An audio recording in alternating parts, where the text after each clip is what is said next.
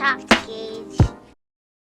Darren Aronofsky is a pretty important director to me personally, as I got into his movies pretty early in my film enjoying journey. Basically, he turned me into a cinephile. So today I felt like I wanted to go through each of his current 9 feature film releases and rank them from my least favorite to my favorite. These videos take a lot of work and effort to put together, so if y'all wouldn't mind hitting that like button, leaving a comment, what is your favorite and what is your least favorite Aronofsky movie? Let me know down in the comments below. This list is just my own personal opinions on each of these movies. This is not the objective list. So I think with all that being said, let's just dive right into the list. The Fountain. Yay. This movie is a mess. Easily Aronofsky's weakest movie by far. It honestly makes it a little worse knowing that Aronofsky apparently wanted to make the next 2001 A Space Odyssey, which really shows in how this movie is constructed, cutting between 3 different timelines, and it's all very unclear, it's all very heady. In some ways, it sounded like the type of movie I would love, but I think this was a massive misfire, honestly. I think some of the visuals, while some of them look really cool, there are other moments where it looks like a straight up music video from the early 2000s, i.e. it's cringe as frick. Yeah, I don't know. Maybe if this movie had like little to no dialogue, maybe if it just focused on each of these stories equally, it would be a little bit better. But unfortunately, this movie as it is, we're just kind of freaking around with Space Monk from SMT and a canceled Lord of the Rings script where Hugh Jackman is Aragorn. This movie honestly made me a little bit angry. Though I will admit, I think that there's a chance this could go up a little bit on rewatch. I have that thought in the back of my mind that maybe it's not that bad, but as of right now, this is easily bottom of my list. Okay, yeah, I know, I'm insane. Black Swan to many people is their favorite Aronofsky movie out of all of his filmography. For the longest time, this was a movie that I agree was among his best. It was very good. I remember giving it a 3.5 out of 5 stars on Letterboxd, thinking that maybe I just need to rewatch it, revisit it later, and I'll understand more and I'll appreciate it more in the future. And I actually did rewatch it just the other day before making this video, and honestly, I feel like my opinion of this movie is kind of gone down a little bit, which is really surprising. Still, there's plenty to enjoy about this movie. We've officially entered the part of the list where these are movies that I do enjoy. I have a positive opinion of them, and Black Swan's no different. I think this movie is really good. Definitely seemed to inspire Whiplash, which is a movie I really like. Though I feel like Whiplash is something that I connect a little bit more with. It's something that I feel like I enjoy more. Black Swan still has a lot going for it. It's beautifully intense, and I really like the themes of basically law versus chaos, and as a big SMT fan, it kind of reminds me of that in a way. But I just didn't feel much while watching this time around. I didn't get much more out of it that I didn't the first time around, basically. I didn't extract more. So yeah, I appreciate the themes of this movie, and I appreciate the style. Some of the body horror stuff's pretty cool as well, but this is not one of my favorite Aronofsky movies. Maybe if I was a woman, I'd like this more. Pi is Darren Aronofsky's feature film debut. It was the first film he ever made. This is a weird movie, man. I feel like a lot of directors' first movies always end up being very interesting proof of concepts almost. Pi is almost like that. It's a very complex, deep movie. Almost like Aronofsky himself is trying to make sense of these concepts. I jokingly said after watching it that this movie is a day in the life of my father, as he's a really big mathematician fan type of guy. He's always throwing out equations or different very complicated mathematical problems that I'm not at all familiar with at all, because I'm kind of dumb, guys. I'm kind of dumb. First off, the soundtrack and sound design in this film really stood out to me. It was very good. And the visuals, while muddy and unclear in plenty of scenes, they're also really incredible. Like, this is a very interesting, unique movie. There's nothing quite like it. In this way, it feels like the true beginning of director Darren Aronofsky. But I won't pretend to totally understand this film, just like all the mathematical problems that my dad throws at us from time to time. I was really struggling to understand and get invested in what was happening in many parts of Pi. I nonetheless think that Pi is extremely good, amazing even, objectively speaking, but I personally didn't love this like I really wanted to. This film goes really, deep. A little too deep for me, if I'm being honest, into things that just kind of ended up losing me. But it's one that I do want to revisit at some point in the future, so I thought it was safe enough to put it at number 7 on my list. Caught Stealing is Darren Aronofsky's newest movie as of recording this video. There's a lot to be said about this movie. The biggest thing that stood out to me after finishing this one is how much less this felt like a Darren Aronofsky movie. So many of his movies are memorable because of the sound design, the visuals, the way he incorporates a lot of scary imagery and horror into a lot of his movies. Caught Stealing is comparably more straightforward and definitely leaves me a little bit disappointed, but I can't say it was bad or I didn't enjoy it, because I certainly did enjoy this movie. I thought it was a fun ride. I just feel like this is going to be a lot less memorable among his catalog of films, if that kind of makes sense. And honestly, once I accepted this was a more straightforward film, I was open to whatever this is going to do. I believe this film is primarily a character study / thriller of sorts, but if I'm being honest, I feel like Darren has done movies like that much better in the past. One of them is the movie we have yet to talk about on this list. Still, I really like the moments where Hank's backstory get revealed and kind of peel back the layers. His demons holding him back is decently executed. The point of the story is a guy learning to bite back, and I always appreciate a good rebellion story. And I just want to add that the finale definitely did a lot to leave me on a high note. Once everything comes together in the last act, it was a thrilling blast. This movie really has a punk rock attitude, and I appreciate that.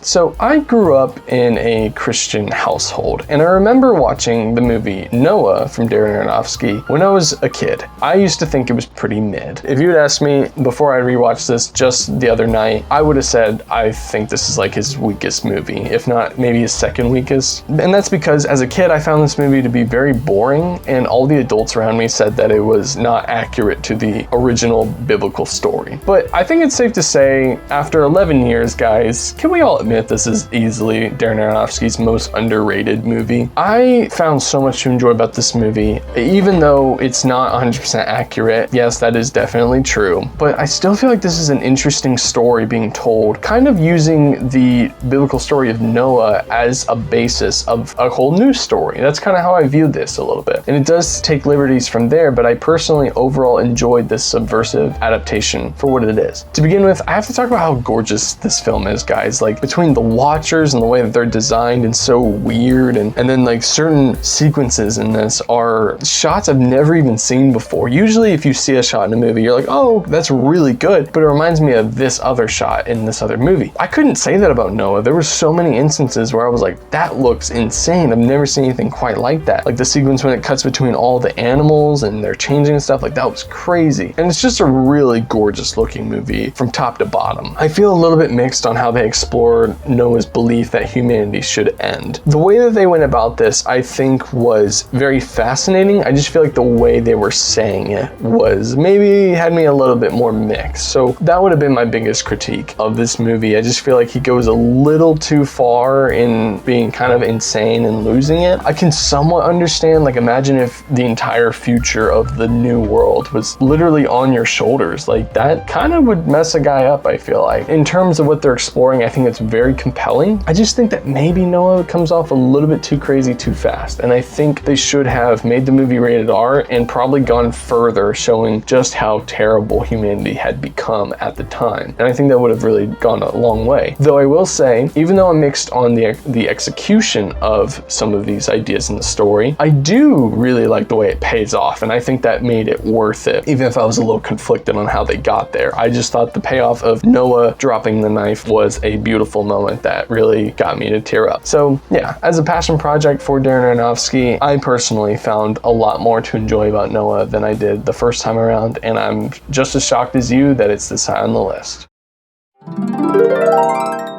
The Whale is a weird one. This is a movie that it seems like there's a very vocal minority who absolutely despise this movie. And Brendan Fraser is absolutely not the reason why. He's not the reason why people feel this way. He is absolutely killing it. The performance from him and even Hong Chow are both career defining. I felt like they were absolutely electric in this movie, and any scenes with those two talking are the best scenes in this movie. Something I never expected to be in The Whale when I first watched it it were the sort of religious critiques that are in here. That's something I did not know was going to be a part of The Whale at all. And I love that it's in there. I love what this movie is trying to say about how, people are so dishonest and will be, kind of help people if it makes them look good, but if they're going to be real, that's where we kind of draw the line. And they explore that through the missionary kid who shows up and talks about how they would give out tracts, but they wouldn't really help people. They wouldn't really be there for people and make those connections. And I feel like that really beautifully integrates into Charlie's story, Brendan Fraser's character. And it really got sucked into the drama and this honest exploration of what an obese person's daily struggles are. It's like, how many movies do you know that have a protagonist like this? I can't think of any. And I really feel like The Whale is diversity done right. If you think about it, I really do believe in that. So this film shows exactly what is wrong with the American healthcare system. Charlie deserved better, and we fail people like him all the time. Frick insurance companies. Requiem for a Dream is one of Aronofsky's most popular movies, and I can see why. This is absolutely one of his best movies he's made to date. It contains everything that makes Aronofsky an incredible and interesting visionary director, and more so. This movie, it's so tactile, it's so visceral, but not in like a really violent way or anything like that. It's just a movie that sucks you in and sort of messes with your brain and scares you, and that's something that Aronofsky's good at. He's really good at incorporating some otherworldly elements into his films and things that are very strange and creepy in a way. And this movie does that really well through addiction, and that's what the story is all about. It's about these different individuals all getting addicted to different drugs and substances. And it's a movie that really makes you not even want to take like painkillers anymore after watching it. And I'll be honest, just the other day, well, not the other day, like a few months ago, I was seeing the new Superman movie and I got prescribed new medication and I sipped a little bit of caffeine while I was in the theater and I felt like I was going to pass out. Like, it was very bad, and I've never had that happen to me before. And so I don't know, it just got me thinking about this movie and how I just feel like it really explores these ideas very well and in a very visceral, tactile way, like I said. So it's a movie that really sticks with you. It arguably has one of the best film soundtracks of all time. There's a track in this that I still hum to this day, and I hum it and I would forget like what it came from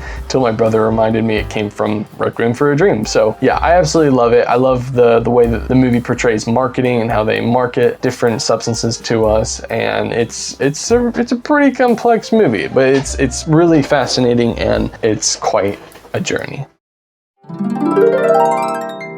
Before I made this list, I had just a few more Aronofsky movies left to finish, and little did I know one of them would end up being my second favorite movie he has ever directed, The Wrestler. This movie took me through a whole slew of feelings I have not felt in a long time. This film was almost nothing like what I was expecting going in, because I heard so many Whiplash and Black Swan comparisons, and I was like, why would I want to watch another Black Swan from the exact same director? You know what I mean? Like, I kind of felt like it wouldn't really be that good. And I felt like I understood what this movie was going to be, and I couldn't have been more wrong. This is a powerful film about purpose and passion. This was my introduction to Mickey Rourke, and I'm absolutely blown away by him. He's got to be one of my favorite performances I've seen all year. My favorite scenes were in the deli when Randy is like working there and giving out food. I love any of the scenes where he's trying to connect to his daughter or connect to Tomei's character in the strip club. That was also really, really wholesome and cool in its own way. This movie really blew my mind though, in the editing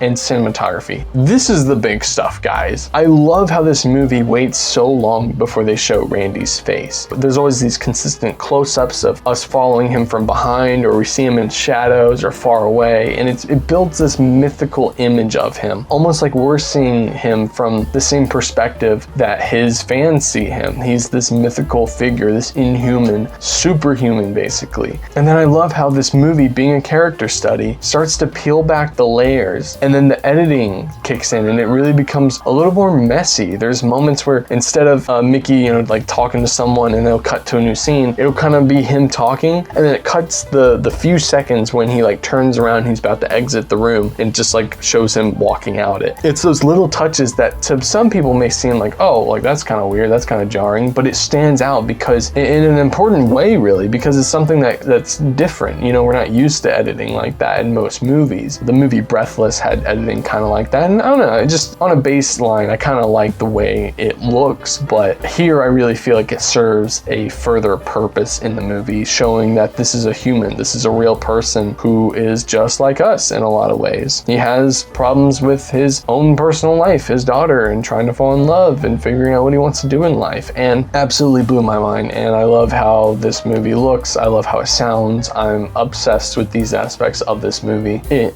really freaking slaps.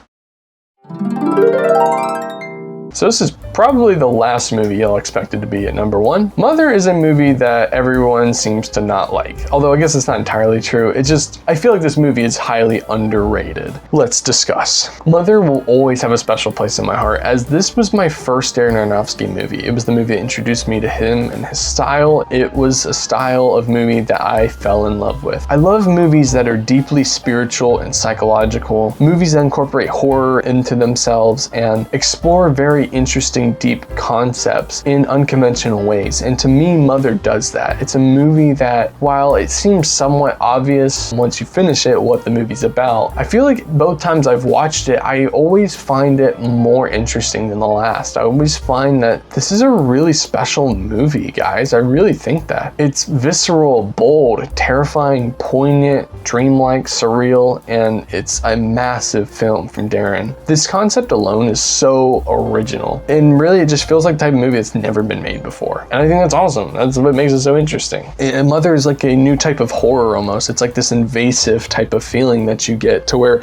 you're experiencing these things through Jennifer Lawrence's character, and you're sort of getting the movie's themes and messages just on her performance, just on the experience that she's going through in this movie. And it's just like, wow, this movie is made for me, guys. So yeah, Mother to me is always going to be an absolutely special film that's always, I think, going to mean a lot to me personally, as like I said, it was an early movie in my film enjoying journey that really opened my eyes to what cinema could be in unconventional storytelling methods. So I absolutely love this movie, and I know that's probably my biggest hot take in this entire video, but what can I say? They're just my opinions. So, with all that being said, there's the video. I hope you guys enjoyed it. I know it was probably a little rambly at times in this video, but I had a lot of fun making this video. I've been working really hard on it. Like I said, please leave a like, leave a comment. Again, tell me your favorite Darren Aronofsky movie, or if you have a least favorite movie from him, tell me that too. You can tell me how cooked I am in the comments below, because I know this is not your traditional Darren Aronofsky ranking. But yeah, I hope you guys enjoyed the video. I'll see y'all next time. I'll be back.